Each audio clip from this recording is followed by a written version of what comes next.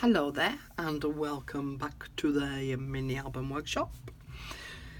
Following on from the previous video, we're now talking about making the covers for our mini album. Now I'm just going to move this out of the way because I don't want to get any glue on it.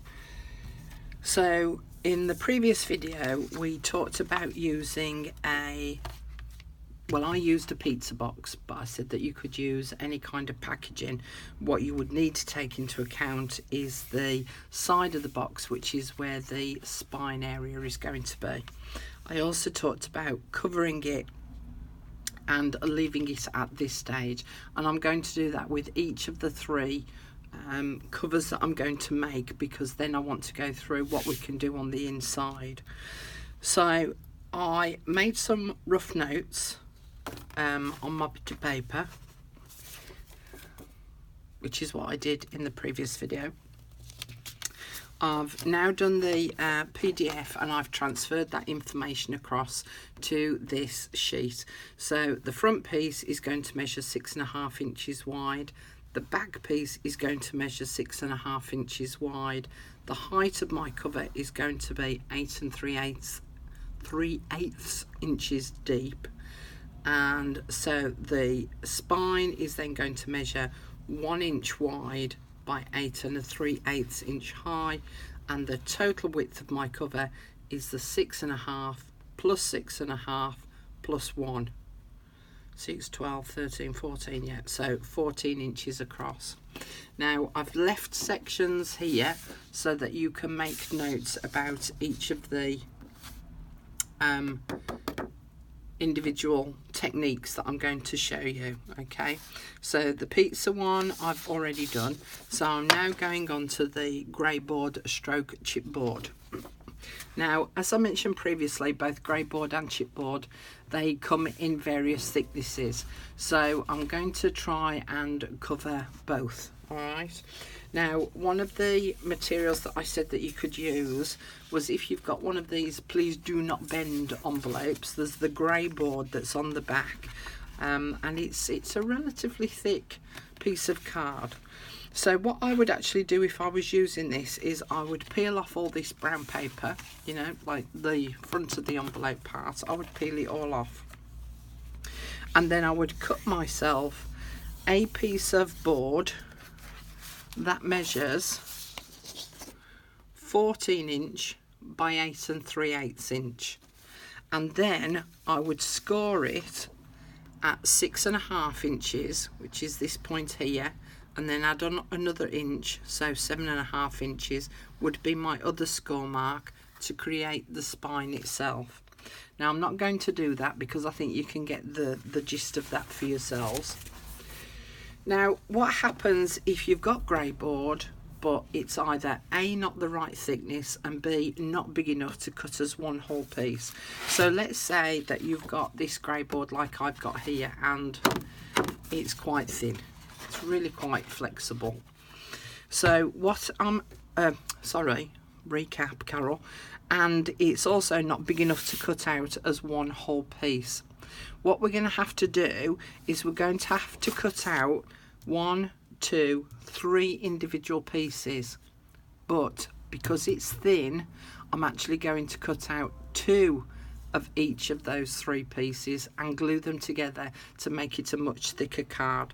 So I would cut out 3 pieces that measure 6.5 inch by 8 3/8, 6.5 inch by 8 3/8, and then a spine which measures 1 inch by 8 3/8, and I would cut those out twice. Now I've already done it. I'm already prepared.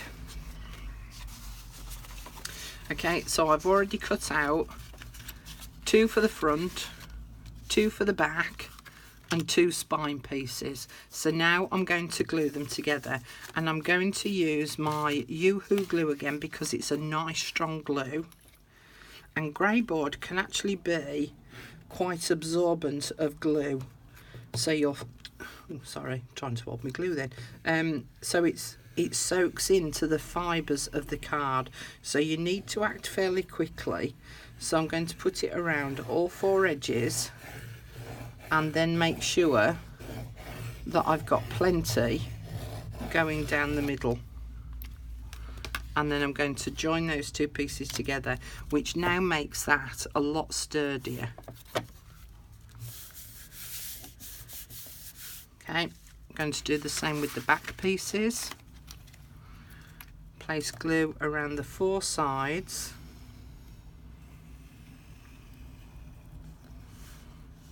Oops, come on. Slipping on the glass.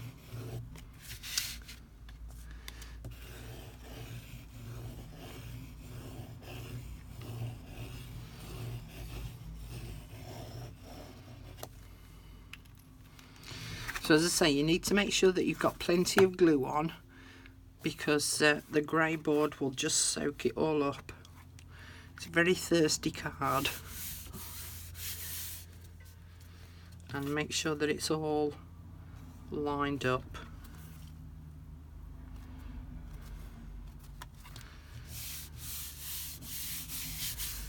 And then I've just got the 2 spine pieces to cut. Now if you've got thick enough card, don't feel that you have to do this. If it's not wibbly wobbly like mine, then don't feel that you've got to put 2 pieces together, because then you could end up making it too solid. And we've got other papers that we've got to add to it as well, which starts to add to the card to give it strength. You only do this if you've got thin card. Now again, this could be cereal packet card that you cut out and glue together, and you cut them as 3 individual pieces like so. Okay, now again, I could use, and this is what's underneath my glass mat here, is the lining roll of wallpaper that I've got. I've cut out another piece.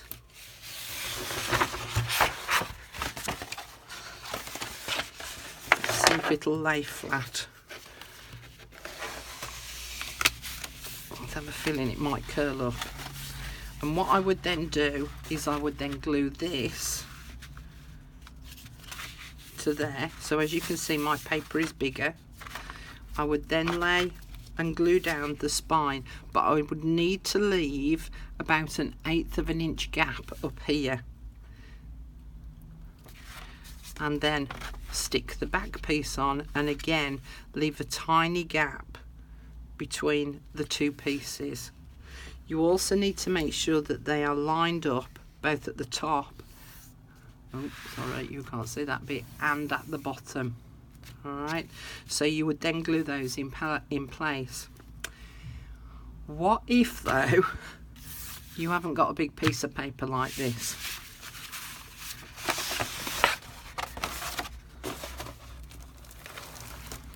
What if you've only got a pack of A4 card, or wherever you live, letter size, whatever it is?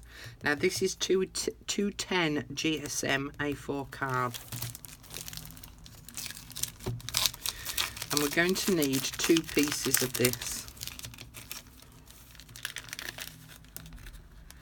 So again, if you've got a big enough sheet to cover it in one whole piece, then that's great. But if you haven't, don't go into a panic, because we can just use this card.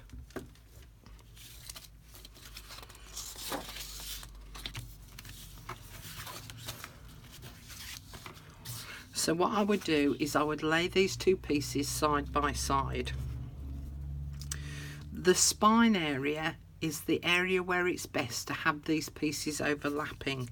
So if I overlap those pieces of card slightly and then put my spine within that area, then at least the overlapping card is going to be in this area here, and not on the front and not on the back.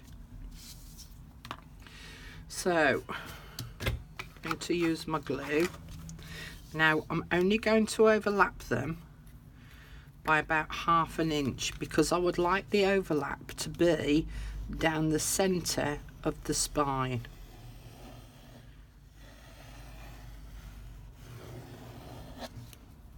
Now you can use your PVA glue for this bit, you don't have to use the all-purpose glue. It's just my PVA glue's over there. So I'm only overlapping by about 1/2 inch. Now I'm putting what will be the back piece on the top. So the one that's here on the left, that's going to be the front cover, and that is going to sit underneath the back cover. Okay, so they're going to overlap like that, not like that, just like that, not like that. And the reason being, and I'll show you from the front, is that when I make this up, that piece there where they overlap is going to be, oh, my card's moved, let me just put it back. Oh, it's a good job this is only an example. I've gone and got glue everywhere. If I show you on this one, so if you imagine there's your spine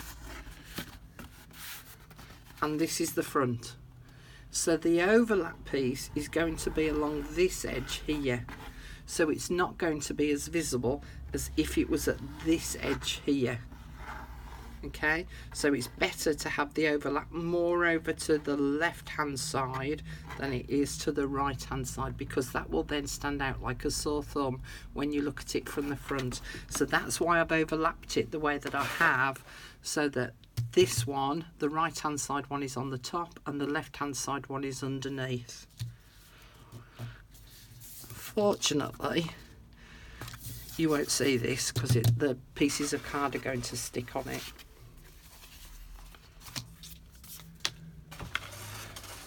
So in this instance I'm going to put my spine on first.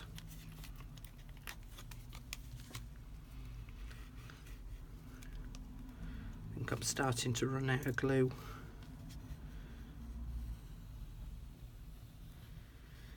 So I'm going to put glue on the spine.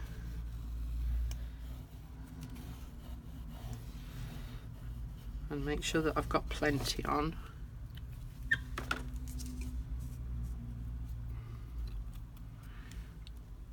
And that is going to sit there. Now I can see that the overlap up here will run down there. Okay, because my card's just sticking slightly above, so I can see that it's going to run down this part of the spine here.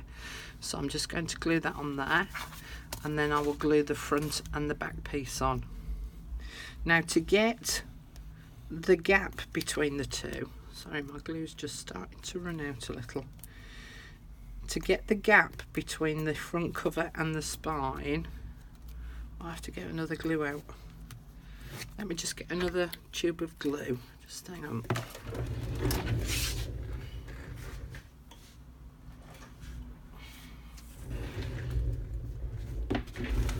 I always have more than one to hand.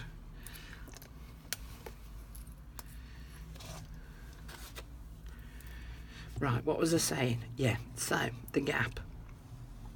To make sure that the gap is correct between the two pieces, you can use either a ruler or a piece of card that is the correct thickness. Oop, this oozes out so quickly, this glue. Got glue all on my hands now. So let's just say I've got this as a spare piece of card. I would sit that at the edge of the spine. I would then flip this piece over and butt it up next to the piece of grey board on this side, and then you end up with the gap in between. Now you need the gap to be able to fold this, and so that that card folds comfortably. I've actually just pulled it apart a little bit because that was a little bit too thin. I actually want it a little bit wider. So it's round about 1/8 of an inch. We also need to make sure that everything's lined up at the bottom and at the top. So if I just show you close up, So that's the kind of gap that I've aimed for. And then I'm going to glue the front piece on.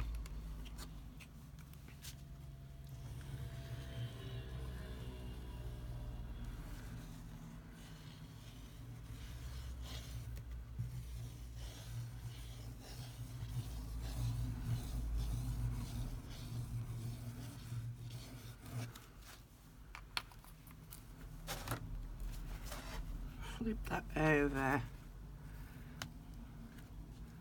Make sure that the gap is the same on the other side. Make sure that I'm lined up at the top and at the bottom. And I'm happy with that. Okay, so you can use your bone folder both on this side and the other side. Now I'm just going to wait a minute before I flip it over, because I know that the glue hasn't quite set yet, and it would just my luck that I flip it over and everything moves. So I'm just going to leave it for a little bit. Ooh, still moving. Let's just check I've got that. Yeah. Yeah, that's lined up top and bottom. Whilst I'm just waiting for the glue to set before I flip it over, I'm just going to trim away the excess. And again, this is just like with the paper, the lining wallpaper that I used. I'm cutting it down to be about 1/2 inch to 1 inch bigger.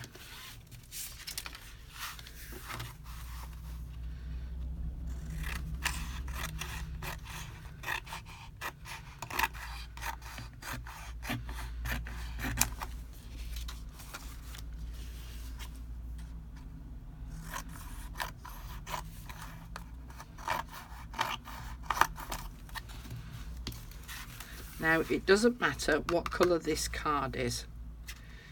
Obviously for me, the green would be better. So if you're using, if you've created all your pages in black, then obviously the black is ideal. If you've created them all in craft card, then the craft would be ideal. If you've used white, the white would be ideal. So look, my glue's just oozed over the edge. But I'd flip it over and I would use my bone folder to just push those together. Now again, I'm not too worried about this glue because I'm actually going to be covering it all over anyway. But if you're using thin paper to cover the front covers, then you could end up with some buckling from the glue. That's my buckling symbol. So just always be aware that whatever liquid glue you use, you need to make sure that you're applying some even pressure to get rid of any air bubbles, and making sure that you're pushing the glue out to the edges. Then I'm going to trim off my corners. Now this is a much thicker card, and so what I'm actually going to do is I'm going to leave a slightly bigger gap between the edge of the card, between the edge of the board and the card where I'm cutting. So hopefully I've left enough. And if ever you're not sure, trim off less and then fold this over, because you can always trim some off, you can't add. But again, if you've saved the corners and you've got a gap, then you can stick those corners back into place and then fold your paper over on top, and it covers over that corner a bit. So, sorry, this isn't going to be easy for you to see because it's so long. Maybe if I tilt it a bit, that'll help. So I'm just going to fold over this card. Now at the moment I'm just finger pressing.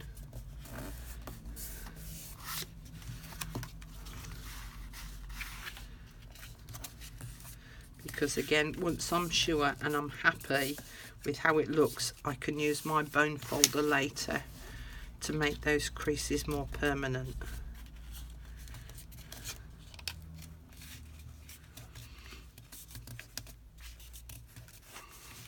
At this moment I just want to check that I've got a mitered corner, which I have there, and I have there as well.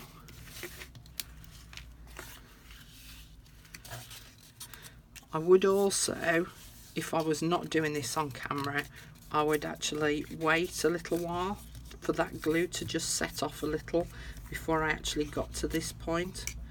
Right, I have a mitered corner there and I have one there. And again, I would glue these two down, the two shorter sides and then the two long sides. And I'm not going to do it because there's just no point you watching that. And then I would use clips or paper clips, so bulldog clips or paper clips, to hold this down in place whilst that glue dries, and I would leave it overnight.